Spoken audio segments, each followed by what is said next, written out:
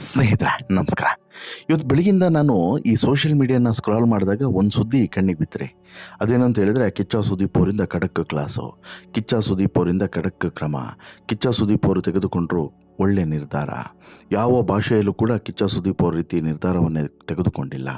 ಕಿಚ್ಚ ಸುದೀಪ್ ಅವರ ಕದರು ಮತ್ತೊಮ್ಮೆ ಬಹಿರಂಗ ಆಯಿತು. ಇದು ಸರಿಯಾದಂಥ ಡಿಸಿಷನ್ನು, ಇದು ರೈಟ್ ಮೂಮೆಂಟು, ಇದು ಚೆನ್ನಾಗಿರೋದು.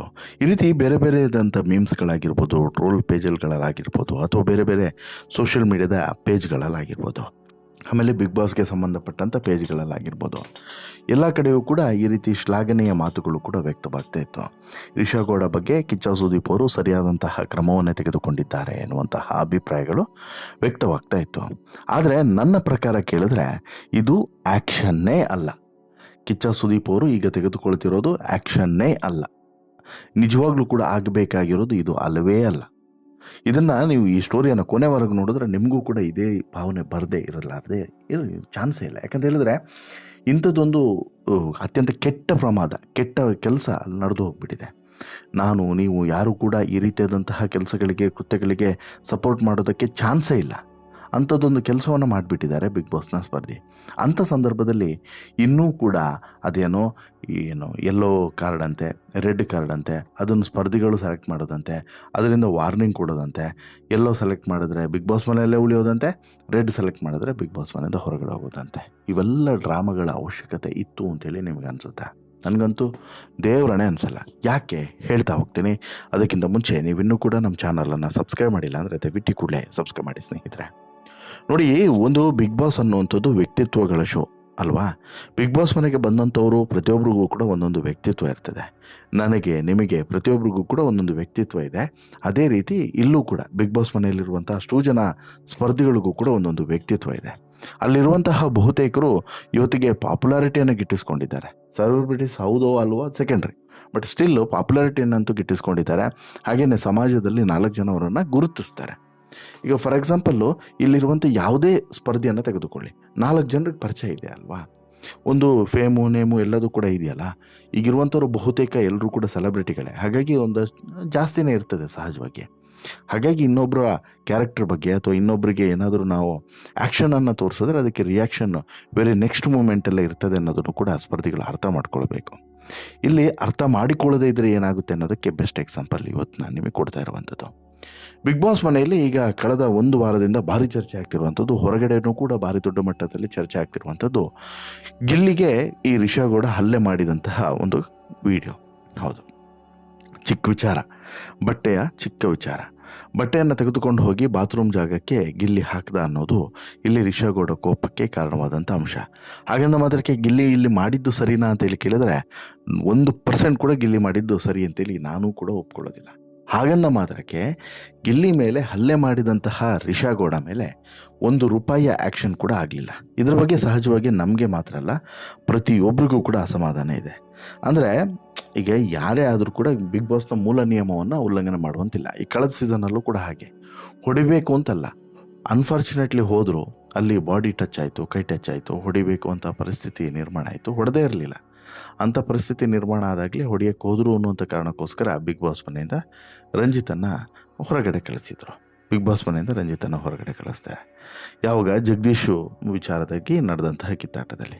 ಆದರೆ ಈಗ ಇಲ್ಲಿ ರಿಷಾ ಚಿಕ್ಕದೊಂದು ಬಟ್ಟೆ ವಿಚಾರವಾಗಿ ನಡೆದಂಥ ಕಿರಿಕಿನಲ್ಲಿ ಗಿಲ್ಲಿ ಮೇಲೆ ಹಲ್ಲೆಯನ್ನು ಮಾಡ್ತಾರೆ.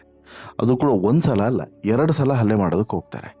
2 ಸಲ ಹಲ್ಲೆ ಮಾಡಿದ್ರೂ ಕೂಡ ಈಕೆಯ ಬಗ್ಗೆ ಒಂದೇ ಒಂದು ಆಕ್ಷೇಪಾರ್ಹ ವಿಚಾರಗಳು ಅಥವಾ ನೀನು ಮಾಡಿದ ತಪ್ಪು ಅಂತ ಹೇಳ್ಬಿಟ್ಟು ರಿಷಾಗೆ ವಾರ್ನಿಂಗ್ ಕೊಡುವಂಥ ಕೆಲಸಗಳು ಇವತ್ತಿನವರೆಗೂ ಕೂಡ, ಅಂದರೆ ಭಾನುವಾರದವರೆಗೂ ಕೂಡ ನಡೀಲೇ ಇಲ್ಲ. ಶನಿವಾರ ಅಂತ್ಯದಲ್ಲಿ ಈ ವಿಚಾರದ ಪ್ರೋಮೋವನ್ನು ವಿಟಿಯನ್ನು ತೋರಿಸಿ ಸುಮ್ಮನಾದರೆ ಹೊರತು ಎಲ್ಲೂ ಕೂಡ ಈ ವಿಚಾರದ ಬಗ್ಗೆ ಬಿಗ್ ಬಾಸ್ ಆಗಲಿ ಅಥವಾ ಬಿಗ್ ಬಾಸ್ನ ಮನೆ ಒಳಗಿರುವಂತಹ ಯಾವುದೇ ಅದಕ್ಕೆ ಸಂಬಂಧಪಟ್ಟಂಥವರಾಗಲಿ ಅಥವಾ ಕಿಚ್ಚ ಸುದೀಪ್ ಅವರಾಗಲಿ ಯಾರೂ ಕೂಡ ಇದರ ಬಗ್ಗೆ ಮಾತೇ ಆಡಲಿಲ್ಲ. ಯಾಕೆ, ಏನಾಯಿತು ಕ್ಲಾರಿಟಿನೂ ಕೂಡ ಇಲ್ಲ.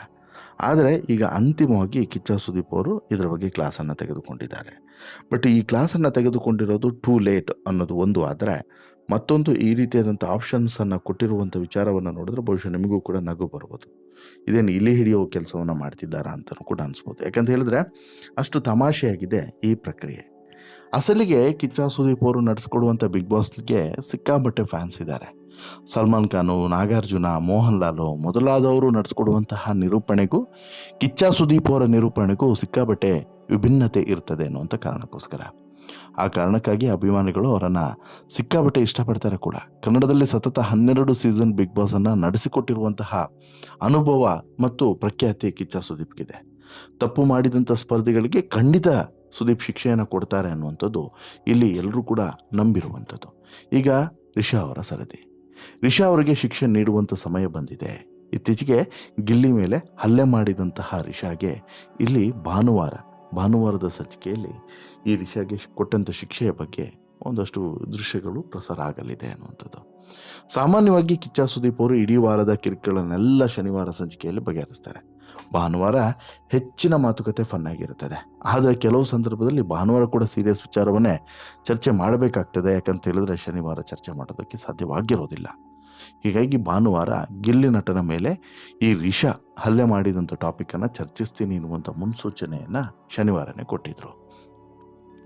ಈಗ ಭಾನುವಾರದ ಸಂಚಿಕೆಯಲ್ಲಿ ಈ ವಿಚಾರದ ಬಗ್ಗೆ ಚರ್ಚೆಗಳು ಶುರುವಾಗಿ ಇಲ್ಲಿ ಗಿಲ್ಲಿ ಮಾಡಿದಂಥ ತಪ್ಪೇನು, ರಿಷಾ ಮಾಡಿದಂಥ ಎಡವಟ್ಟೇನು ಅನ್ನೋದ್ರ ಬಗ್ಗೆನೂ ಕೂಡ ಒಂದು ರೀತಿಯಲ್ಲಿ ಚರ್ಚೆಯನ್ನು ಮಾಡಿ ನಂತರ ಸುದೀಪ್ ಹೇಳ್ತಾರೆ, ಒಂದು ಮಾತನ್ನು ಸ್ಪಷ್ಟವಾಗಿ ಹೇಳ್ತಾರೆ. ನೋಡಿ, ಬಿಗ್ ಬಾಸ್ ಮನೆಯಲ್ಲಿ ಯಾರೂ ಯಾರ ಮೇಲೂ ಕೂಡ ಕೈ ಎತ್ತುವಂತಿಲ್ಲ, ಹಲ್ಲೆ ಮಾಡುವಂತಿಲ್ಲ, ಮೂಲ ನಿಯಮ. ಎರಡನೇದು, ಒಂದು ಹುಡುಗನ ಮೇಲೆ ಹಲ್ಲೆ ಮಾಡಿದ್ದು ಅಕ್ಷಮ್ಯ ಅಪರಾಧ. ಅದೇ ಒಂದು ವೇಳೆ ಹುಡುಗ ಮಾಡಿದ್ದಿದ್ರೆ ಏನೆಲ್ಲ ಆಗಿರೋದು? ನೀವು ಎಷ್ಟೆಲ್ಲ ನಾಟಕಗಳನ್ನು ಆಡಿರ್ರಿ, ಏನೆಲ್ಲ ಹೇಳಿರ್ರಿ, ಯೋಚನೆ ಮಾಡಿದ್ದೀರಾ? ಒಂದು ಹುಡುಗನ ಮೇಲೆ ಹಲ್ಲೆ ಆದರೆ ಅದು ಹಲ್ಲೆನೇ ಅಲ್ಲ ಅನ್ನೋ ರೀತಿಯಲ್ಲಿ ಎಲ್ಲರೂ ಕೂಡ ಭಾವಿಸ್ತೀರಾ. ಹಾಗಾಗಿ ಇಲ್ಲಿ ಈಕೆಗೆ ಏನು ಶಿಕ್ಷೆಯನ್ನು ಕೊಡಬೇಕು, ಮನೆಯೊಳಗೆ ಇರಬೇಕಾ ಇರಬಾರ್ದಾ ಅನ್ನುವಂತಹ ಒಂದು ಆಪ್ಷನನ್ನು ನಿಮಗೆ ಬಿಟ್ಬಿಡ್ತೀನಿ ಅಂತ ಹೇಳ್ಬಿಟ್ಟು ಸ್ಪರ್ಧಿಗಳ ಮುಂದೆ ಯೆಲ್ಲೋ ಕಾರ್ಡು ಮತ್ತು ರೆಡ್ ಕಾರ್ಡನ್ನು ಇಟ್ಬಿಟ್ಟು, ರೆಡ್ ಕಾರ್ಡ್ ನೀವು ತೊಗೊಂಡ್ರೆ ಆಕೆ ಮನೆಯಿಂದ ಹೊರಗೆ, ಯೆಲ್ಲೋ ಕಾರ್ಡ್ ತೆಗೆದುಕೊಂಡ್ರೆ ಶಿಕ್ಷೆ ಆಕೆಗೆ ಅನ್ನುವಂತಹ ಆಪ್ಷನ್ಸನ್ನು ಚೂಸ್ ಮಾಡೋದಕ್ಕೆ ಬಿಡ್ತಾರೆ. ಆಗ ಒಬ್ಬೊಬ್ಬರು ಒಂದೊಂದು ರೀಸನನ್ನು ಕೊಟ್ಟು ಅಲ್ಲಿ ರೆಡ್ ಯಾಕೆ ಯೆಲ್ಲೋ ಯಾಕೆ ಅಂತ ಹೇಳ್ಬಿಟ್ಟು ಚೂಸನ್ನು ಮಾಡ್ತಾ ಹೋಗ್ತಾರೆ. ಬಟ್ ಅಲ್ಲಿ ಏನಾಗುತ್ತೆ ಅನ್ನುವಂಥ ಅಪ್ಡೇಟ್ಸು ಸಿಕ್ಕಿಲ್ಲ, ಏನಾಗಿದೆ ಅಂತೇಳಿ. ಬಟ್ ಆದರೆ ನನಗಂತೂ ಖಂಡಿತ ಇದ್ರ ಬಗ್ಗೆ ಒಪ್ಪಿಗೆ ಇಲ್ಲ, ವೈಯಕ್ತಿಕವಾಗಿ ನನಗಂತೂ ಒಪ್ಪಿಗೆ ಇಲ್ಲ. ಯಾಕೆ ಅಂತ ಹೇಳಿದ್ರೆ ಇದೆಲ್ಲ ಒಂದು ಪ್ರಕ್ರಿಯೆನೇ ಅಲ್ಲ, ಅಲ್ಲಿ ನಡೆದಿರುವಂಥ ವಿಚಾರಕ್ಕೆ ಇವೆಲ್ಲ ಒಂದು ಪ್ರಕ್ರಿಯೆನೇ ಅಲ್ಲ. ಇಲ್ಲಿ ನಡೆದಿರುವಂಥ ವಿಚಾರಕ್ಕೆ ಪ್ರಕ್ರಿಯೆ ಏನು ಅಂತ ಹೇಳಿದ್ರೆ ನೇರವಾಗಿ ರಿಷಾ ಗೌಡರನ್ನು ಕರೆಯೋದು, ನಿಲ್ಲಿಸೋದು, ರಿಷಾ ಗೌಡ ನೀನು ಮಾಡಿ ತಪ್ಪು, ಬಿಗ್ ಬಾಸ್ ಮನೆಯಿಂದ ಹೊರಡು, ಇಷ್ಟೇ, ಎರಡೇ ಮಾತು. ಇನ್ನು ಯಾವ ಆಪ್ಷನ್ಸ್ ಕೂಡ ಆಕೆ ಕೊಡುವಂತೆ ಇಲ್ಲ. ಯಾಕೆಂತ ಹೇಳಿದ್ರೆ ಆ ಆಪ್ಷನ್ಸನ್ನು ಕೊಡುವಂತಹ ಯೋಗ್ಯತೆಯನ್ನು ಆಕೆ ಉಳಿಸ್ಕೊಂಡಿಲ್ಲ. ಹೀಗಾಗಿ ಇಲ್ಲವೇ ಇಲ್ಲ, ಚಾನ್ಸೇ ಕೊಡಬಾರ್ದು ಅನ್ನೋದು ನನ್ನ ವೈಯಕ್ತಿಕ ಅಭಿಪ್ರಾಯ.